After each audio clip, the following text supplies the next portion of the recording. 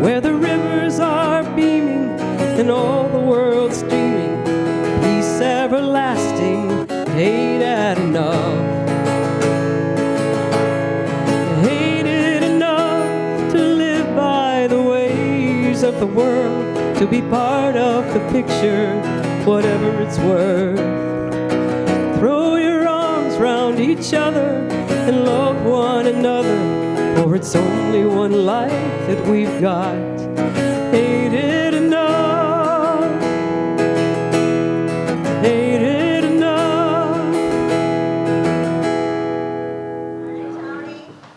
Happy Sunday. One of my favorite days, don't you know? I really just, it is. I get up and I go, oh, good, I get to go to Unity again. Well, I'm blessed to see all of you and blessed to be here. And we've been having, going on a real interesting journey over the last several weeks. And we've got a couple more weeks we're going to do this. And we're going to actually go into a little more depth into some of the things we've been talking about in terms of radical forgiveness, radical self-forgiveness. And I came across I always like to start off with a little story, something a little humor, something to lighten things up a little bit. And I came across this reporter interviewing an old man on his 100th birthday. And he says, "What are you most proud of?" He asked the 100-year-old man, and the man said, "Well, I don't have an enemy in the world." And the reporter said, "Well, that's wonderful. That's just very inspiring. What a beautiful thing to not have an enemy in the world." He says, the old man said, "Yep, I've outlived every one of them."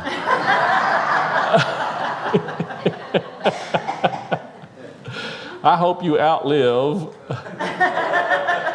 in more ways than one, every perceived enemy. And that's kind of what we're working with, isn't it? We're trying to really move past and live beyond where we were, because we know that there's a shift that happens inside of us. And as we begin to shift, then we do exactly that. We live beyond what we perceived as our enemies.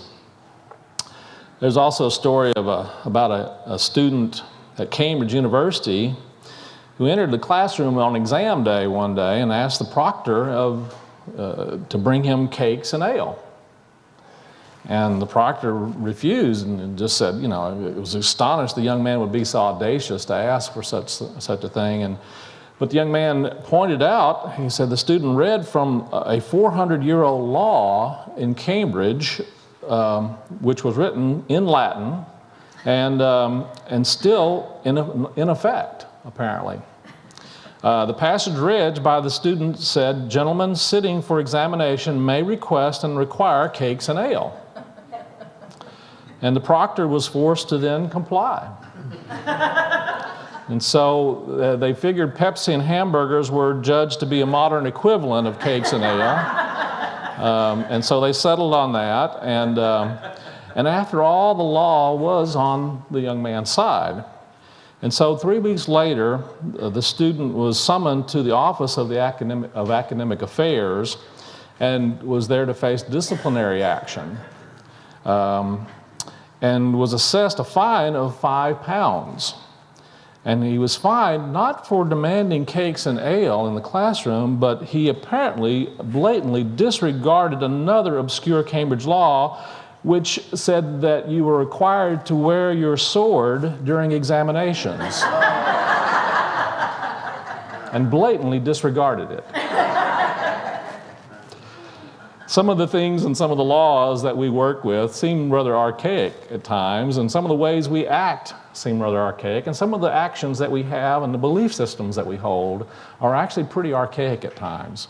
And yet we still hold to them. And we hold to them in ways that we oftentimes aren't aware that we're holding to them, don't we? And that's one of the things that happens oftentimes with our own judgments that we have about ourselves. Sometimes they're just simply archaic. And they just really don't serve anymore, and there's no place for them anymore. And so that's part of our work, is to begin to shift and to move into a different awareness, a different energy, a different consciousness, a different way of looking and seeing the world and seeing ourselves. There's a wonderful Peanuts cartoon, and Lucy goes up to Charlie Brown and with a paper and pen and says, "Here, sign this. It absolves me from all blame."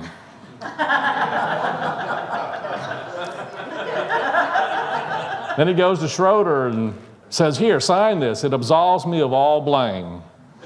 And finally he comes to Linus and she says, here, sign this. It absolves me of all blame. And he signs it. And she walks away and Linus says, gee, that must be a nice document to have. Think about it. Well, you know, the reality is that there's something that all of us have the ability to really have that document in our own sense, in our own way. There was, and I want to share with you another story. And this one actually is a story, it's called a story about generosity. And I like it, but it actually says some things about what we're talking about here in our lessons about forgiveness as well, and self-forgiveness. Years ago, on Candid Camera, you guys remember Candid Camera? Some of you do. Some of you, if you've never seen it before, you get a chance to look for some reruns of Candid Camera. It just is absolutely amazing. Anyway, so they did an experiment about generosity on one show, and the children were placed by themselves in a room with a plate of cookies. And on the plate were at least 2 cookies, and there may have been a few more, but one of the cookies was very large. And the adult left the room, and the kids were allowed to take a cookie. But, you know, they all took the largest cookie, every one of them. And so one of them, they were interviewing the kids, you know, and said, well, now, one boy was challenged to ask, why did you take the largest cookie?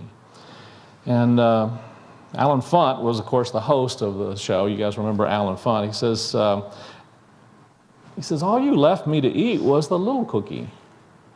I would have eaten the little cookie and given you the biggest one. And without a blink, the boy said, then you got the one you wanted.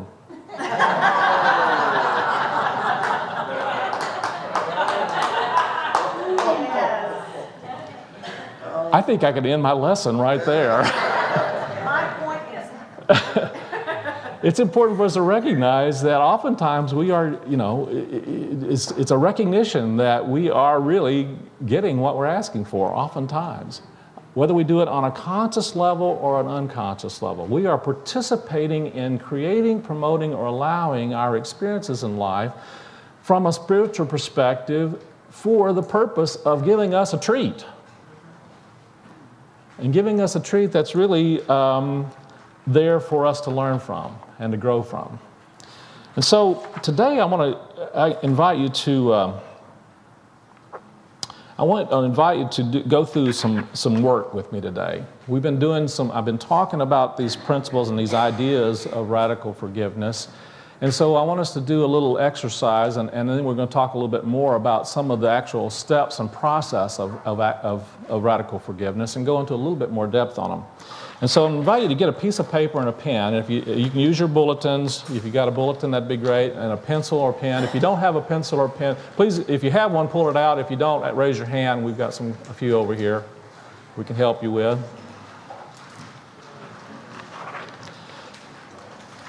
And as you're getting the things ready here, this is actually simply a self-awareness tool. It's a way of kind of giving us an insight into our way of looking and seeing things. And so there really are no right or wrong answers. It's really a way of simply identifying a way that how we are perhaps seeing. And so what I'm going to invite you to do is write down 1, 2, 3, 4, 5, 6 down your piece of paper somewhere.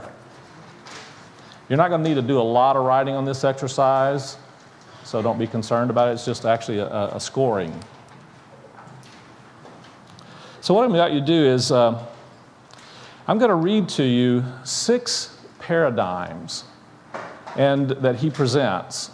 And as I finish reading each paradigm, what I invite you to do is put a score beside the paradigm based upon how true you feel that is for you, or how true it is for how you tend to, and notice the word tend, how you tend to see or look at things, how you tend to see or look at the world, at life, at yourself.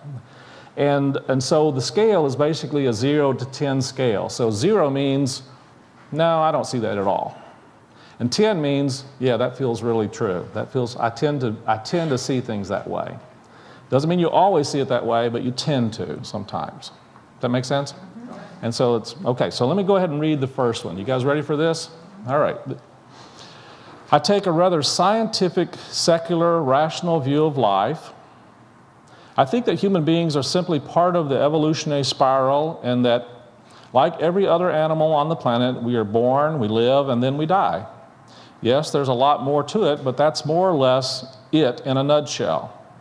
I'm not a strong believer in a deity, God, though I wouldn't go so far as to call myself an atheist.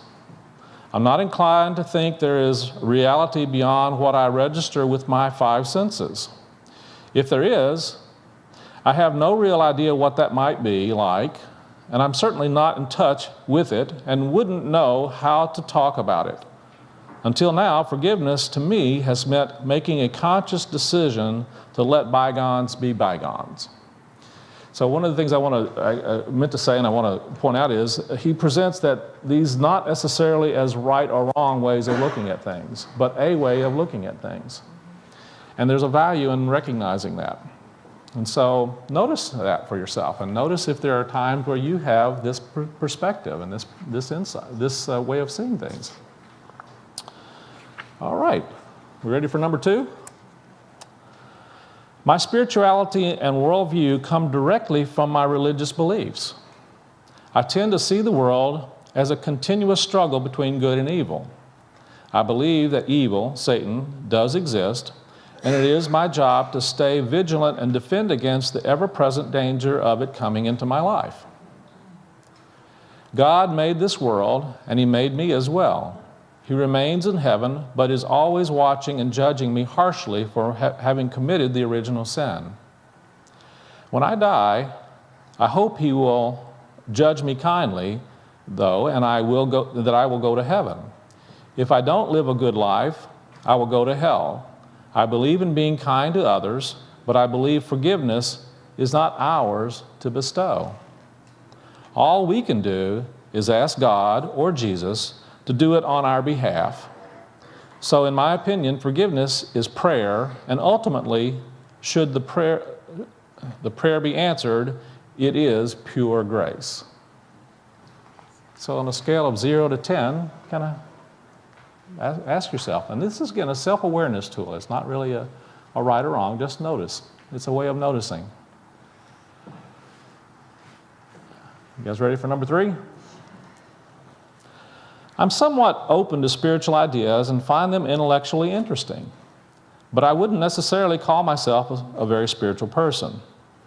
I'm sometimes open to the idea that we are here to learn certain lessons, and I do try to interpret life in this way, but I don't find it easy to practice. Even though I am quick to blame and see fault in others, I try to entertain the possibility that the person I am upset with is there to teach me something. I know I shouldn't try to figure out what the lesson is, but I am an intellectual person and love to know the how and why of things. I also understand at the intellectual level that others are providing an opportunity to learn and grow, but I find it hard to really integrate that belief into my being. I always struggle with that in real life. I understand at the intellectual level that true forgiveness comes when we realize that everything happens for a reason. But in everyday life, I find that difficult to put into practice. So go ahead and score that one for yourself. You may find that there's a mixture of some of these, and that's okay also. Okay, let's go on to number 4. I see life as a mystery, not so much to be understood and figured out, but to be experienced as fully as possible. I think the most spiritual people are the ones who exhibit the most humanness. I'm open to the idea that there is more than one reality. There is at least this physical reality that we inhabit bodily every day, but I'm also open to the idea that there's another reality that we cannot see, which we might call the spiritual reality. I don't think anyone really knows what that reality is But when I open my eyes fully and feel into my gut, I sense enough evidence that such a reality exists. I am comfortable with that. I have my own way of connecting with that reality and expressing my spirituality. Organized religion, being a member of a like-minded groups, meditation, retreats, healing, prayer, chanting, and so on. And I'm happy with this. Forgiveness to me is done by extending compassion to others and seeing them as imperfect human beings just like me and everyone else.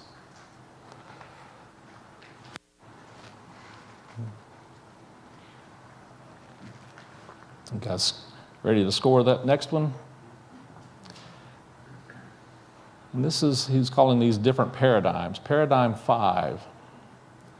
I'm a spiritual being having a human experience. By that I mean, I have chosen to come to earth in order to learn lessons and evolve spiritually. This is the school and life is the curriculum. What happens during my life are my individual lessons. I've come into the life experience with a desire to fully grasp what oneness is by experiencing the opposite of it, separation. I made agreements with other souls prior to my incarnation that they would do things not so much to me, though it will feel that way while I'm in a body, but for me.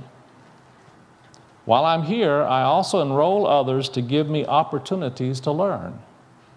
They look like enemies, but I see them as my healing angels.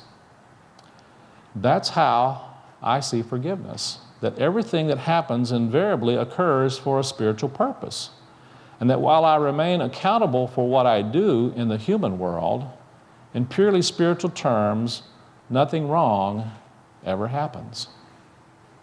And feel free to go ahead and rate that one. Again, this is how you tend to see things. And then number 6.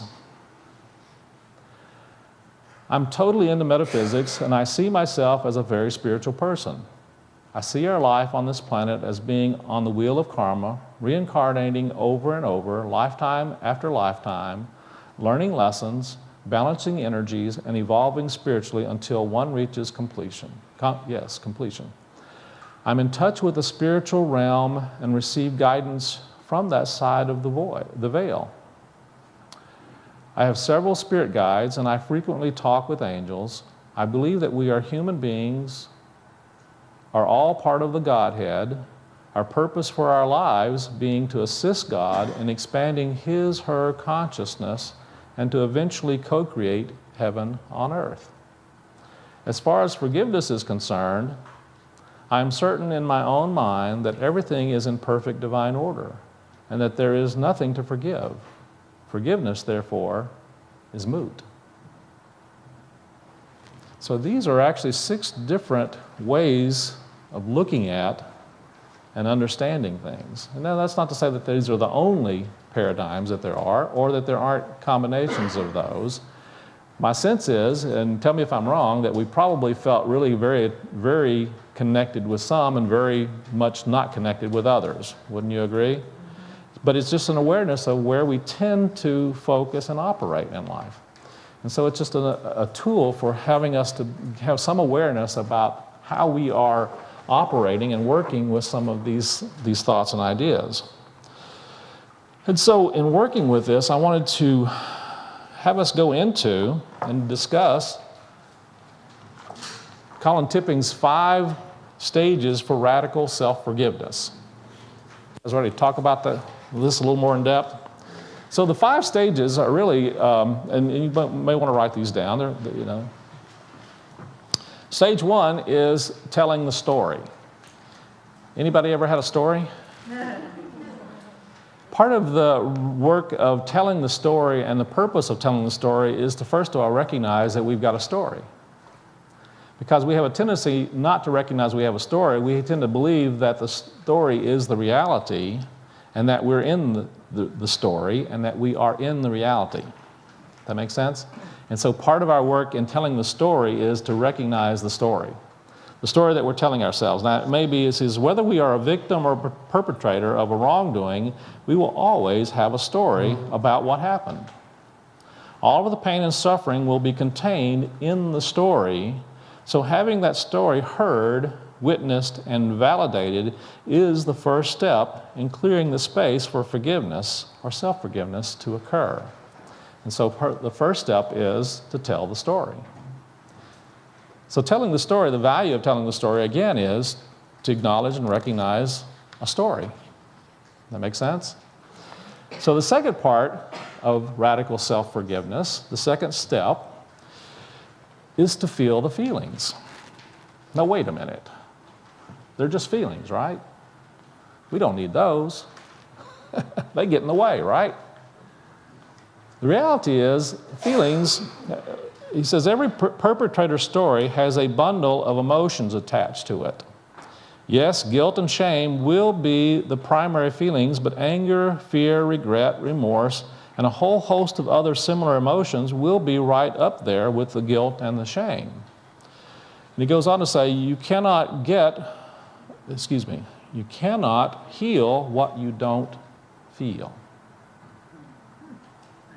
You cannot heal what you don't feel. Now, he goes on to say, and I think this is really important, you don't have to feel in the same intensity or in the same way to the same extent that you did in the original experience. And that's an important awareness. In other words, you don't have to go back into all of that pain in order to recognize it and to feel it and to experience it. But in order to release it, he goes on to say that there is, with every emotion, there's a thought that goes with that. They're connected, they're bonded. They're really very difficult to separate, the thought and the feeling oftentimes. But in order to be released from the feeling, you have to be able to move into an experience of it on some level. And there has to be, he goes on to say, the best way he says it, it must be engaged in some way. So you don't have to just drown yourself in it, but it is important not to suppress it, to push it aside, to hide from it, to not experience it. Make sense? And as a matter of fact, one of the things about this, of course, and Julie and I were talking about this morning in the Abraham Hicks works, that our feelings are really some of the most, it is our guidance system. It's the way that we are actually recognizing when we are in alignment with our source and when we're not. And so by acknowledging those, we actually are using those as a way of getting the message of how we are in alignment with source and how we're out of alignment with source. Okay, so the third step. You guys ready for number 3? Well, we're just rolling through this. Number 3, collapsing the story. Collapsing the story is completing this step represents the end of the line as far as traditional forgiveness goes. We ask the judging self to give way to the self-loving self. We talked earlier about we have these different selves inside. One of them is a judging self. We all seem to recognize that one.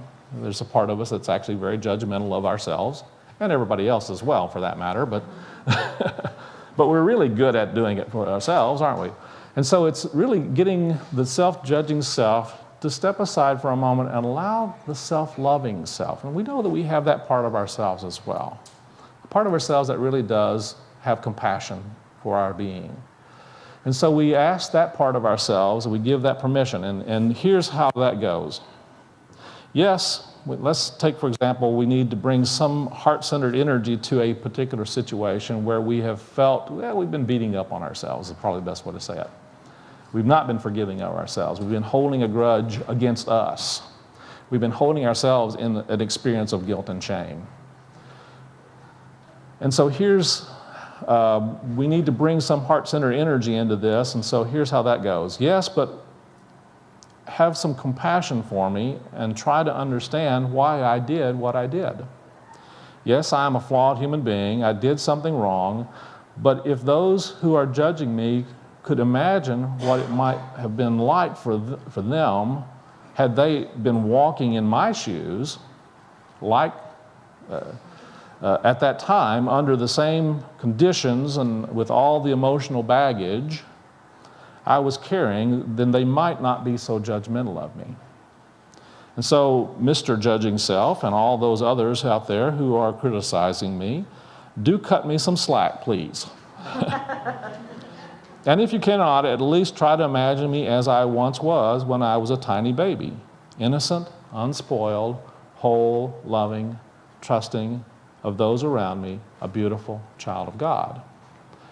And so part of this step is really tapping into that part of ourselves that actually does have compassion for us. There's a part of us that really does try to do that.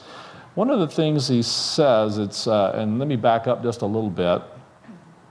I want to back up a little bit back to the feelings. One of the things he talks about in working with the feelings is not to label them as being negative, because they really are just energy, and that they are there to really give us something that we want and need.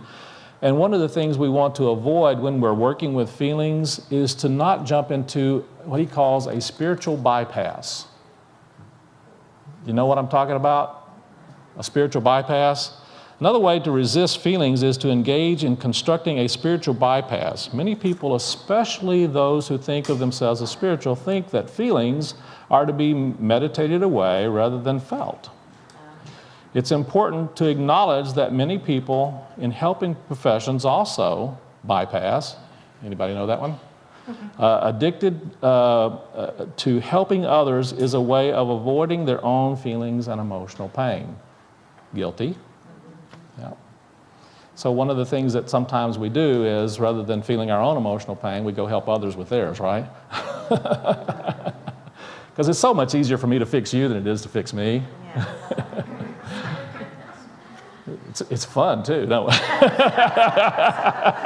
I mean, isn't it? Just think about it. Yeah. We get into our helping mode, and even if we're not professionals at that, Unity people are helping people, aren't we? We have a tendency to move into that role. So it's important for us to recognize that.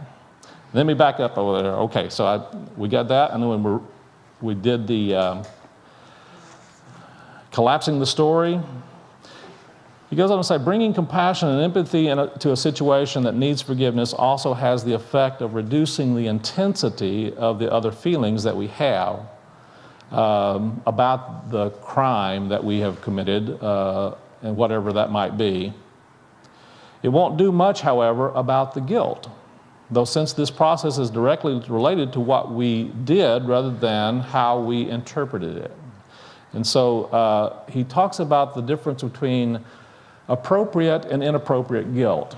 And there's a value in recognizing a difference between appropriate and inappropriate guilt.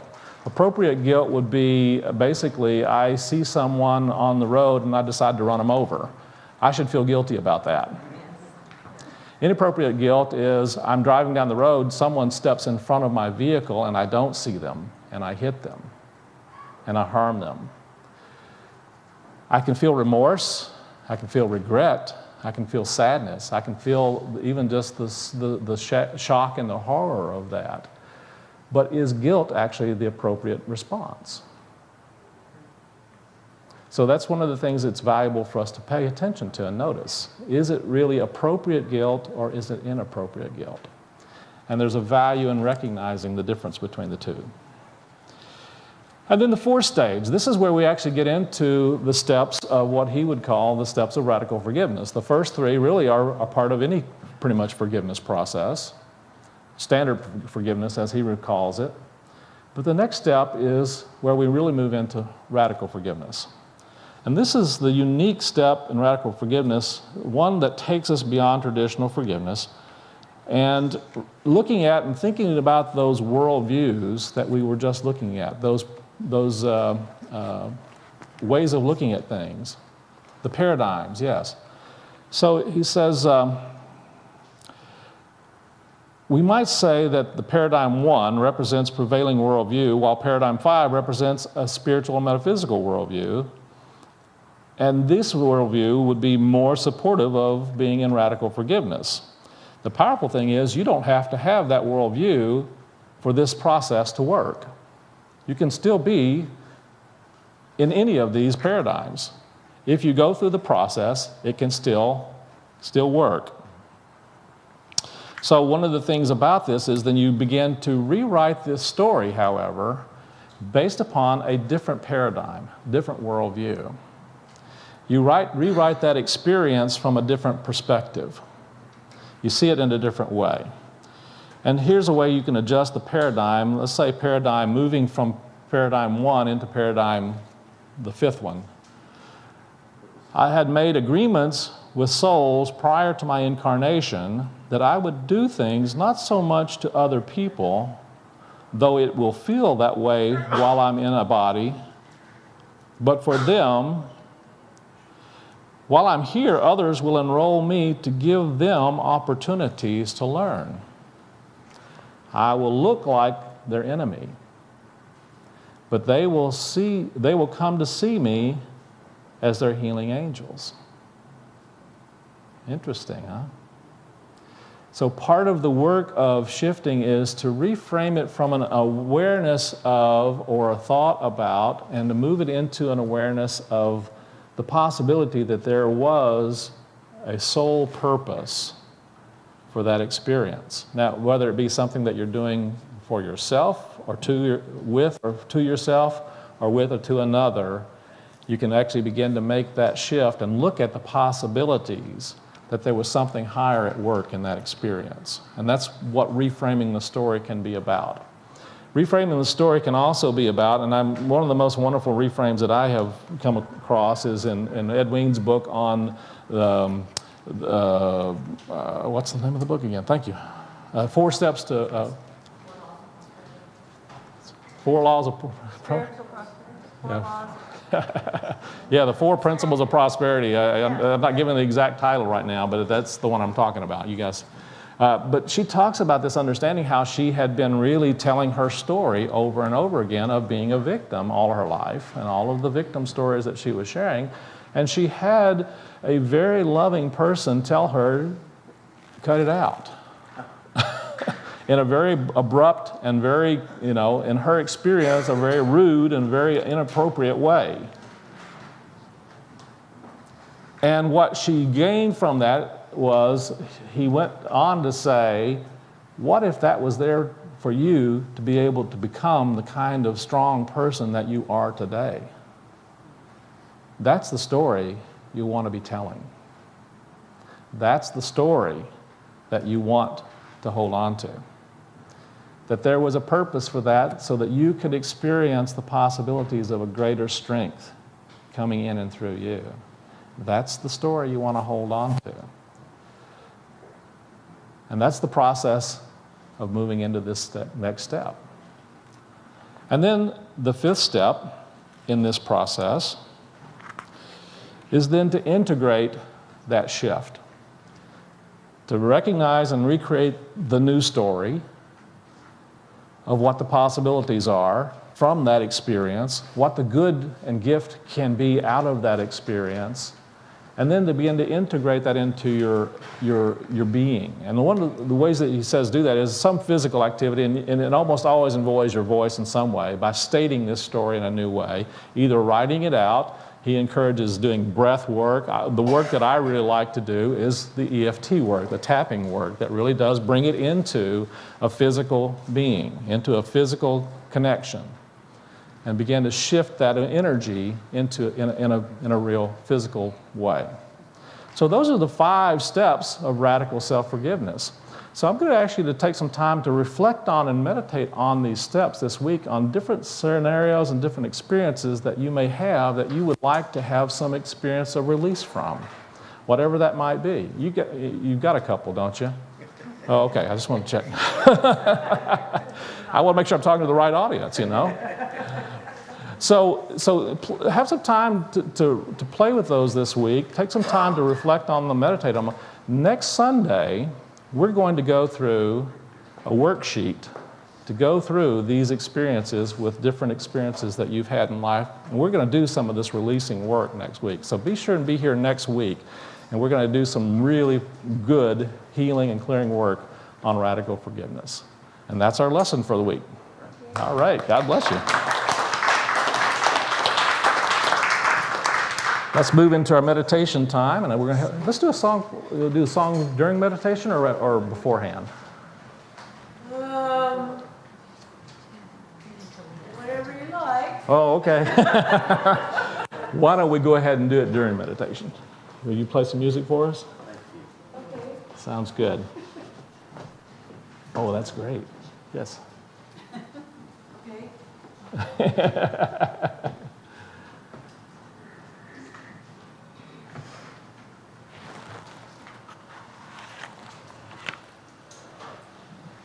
So go ahead and get into a comfortable space. Take a nice deep breath. Begin to relax.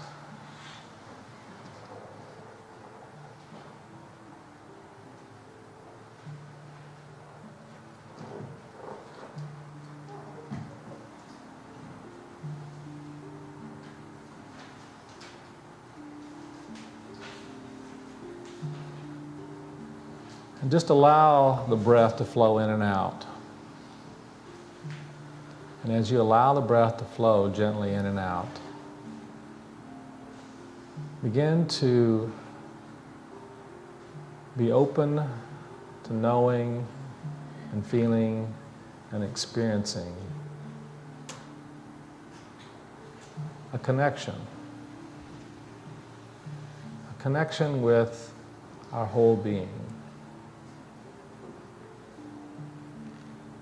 A connection with that part of our awareness and our consciousness that is totally immersed in the world, seeing ourselves as separate,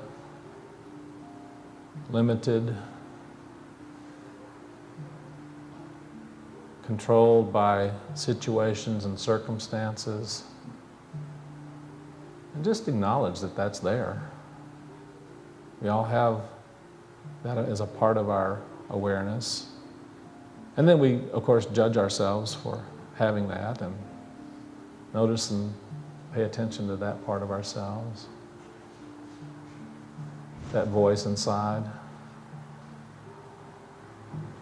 And then be open and willing to listen to another part of ourselves, a part of ourselves that sees that there's something greater at work in our lives, our experiences.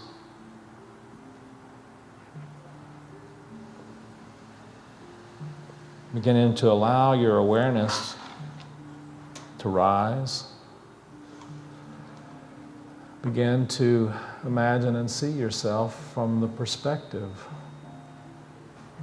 of your loving, compassionate self.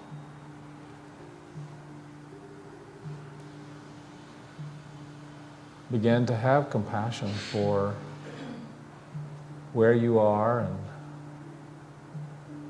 the experiences you've had in life and all that's led up to you making decisions the way you make decisions and the way you are seeing and experiencing life and yourself, whether they be loving or judgmental.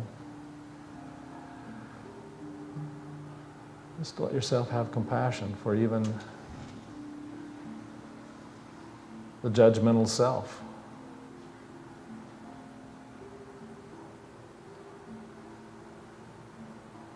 And begin to allow yourself to move into an energy and a thought of recognizing that you are spirit. And that all of your life is about helping you to discover even more of yourself as a spiritual being.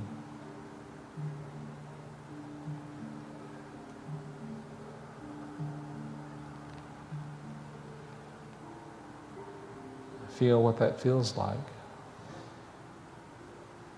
To see all of the experiences of your life from a higher perspective.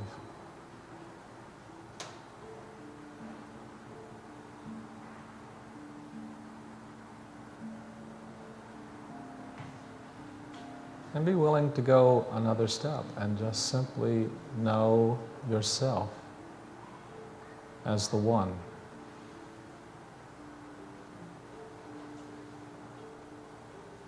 And see yourself from that place.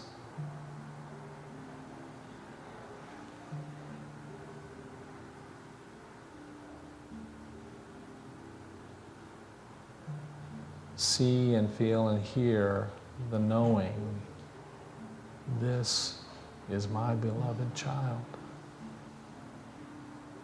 in whom I am well pleased.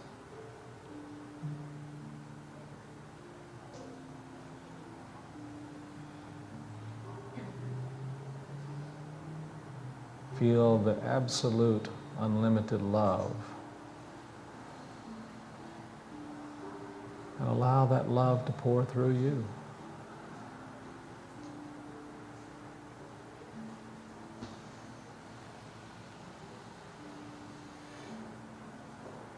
In the silence. In the silence.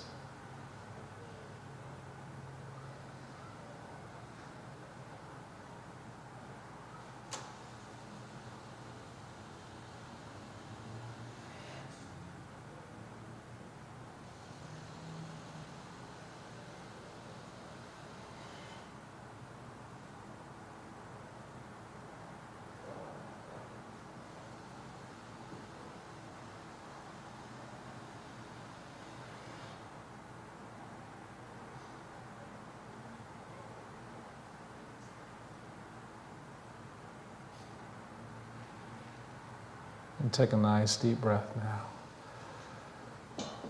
Feel the heart with the energy of joy and gratitude, appreciation, and wonder at the amazing possibilities of good and healing and release. Take another nice deep breath. When you're open, gently open. When you're ready, gently open your eyes. Be present here and now.